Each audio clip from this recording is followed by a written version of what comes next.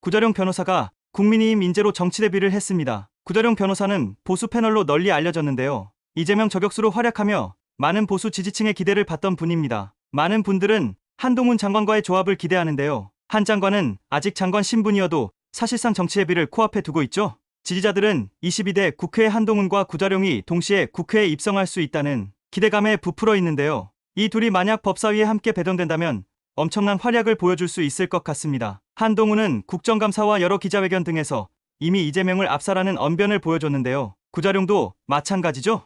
여러 방송의 보수 패널로 출연해 엄청난 법리적 지식과 말빨로 야당 패널을 압살하고 이재명을 완전 저격했죠.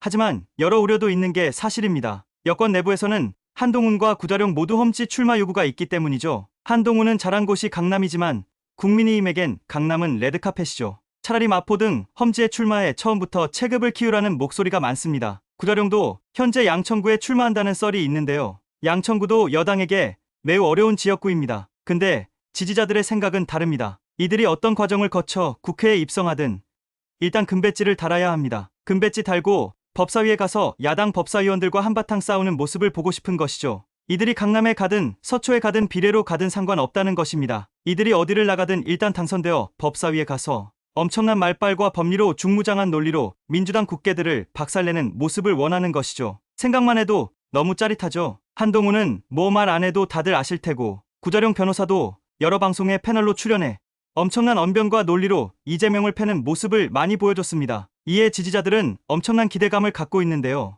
그럼에도 불구하고 불안한 것은 사실입니다. 이 두 명이 언론 눈치를 보고 열세 지역에 출마하면 어쩌나 싶은데요. 실제로 서울에선 강남과 서초를 제외하고 전부 민주당 우세라는 보고서가 유출되기도 했죠. 그래서 인재 영입으로 반전을 모색하지만 쉽지 않다는 게 중론입니다. 그런데 또 문제가 있습니다. 김기현이 갑자기 대표직 사퇴를 하면서 국민의힘에 비상이 걸렸는데요. 비대위를 한다고는 하는데 지금 여당 내부 분위기가 말이 아닙니다. 현재 대통령 지지율도 낮고 서울과 수도권 지지도가 엄청나게 낮은데 너무 안일하게 생각하는 것 같네요. 영남 의원들은 자기들만 당선되면 되는 것이라 생각하는 것 같은데 택도 없는 소리죠. 서울에서 이겨야 합니다. 그런데 서울 열세라는 내부 보고서도 있는데 계속해서 자기들 개인의 이권만 챙기려 하죠. 아주 답답합니다. 김기현은 왜 도망갔을까요? 진짜 너무 이해가 안 됩니다. 하여튼 여당은 강남 3구 빼고는 전부 열세이고 만약 구자룡과 한동훈을 열세 지역에 내보내서 혹시 한 사람이라도 낙선하게 된다면 엄청난 공격수를 잃는 것이나 다름없는 것이죠.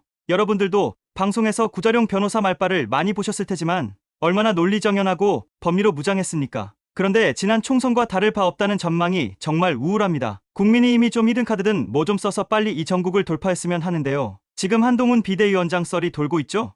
이제 이번 주면 비대위원장이 누군지 나온다고 하네요. 만약 소문대로 한동훈이 비대위원장이 된다면 민주당 좀 박살내고 총선까지 승리했으면 좋겠네요. 한동훈과 구자룡 의원이 법사위에서 맹활약하는 모습 좀 보고 싶습니다. 오늘은 여기까지 하고요. 재밌게 보셨다면 구독 한 번씩 부탁드려요. 감사합니다.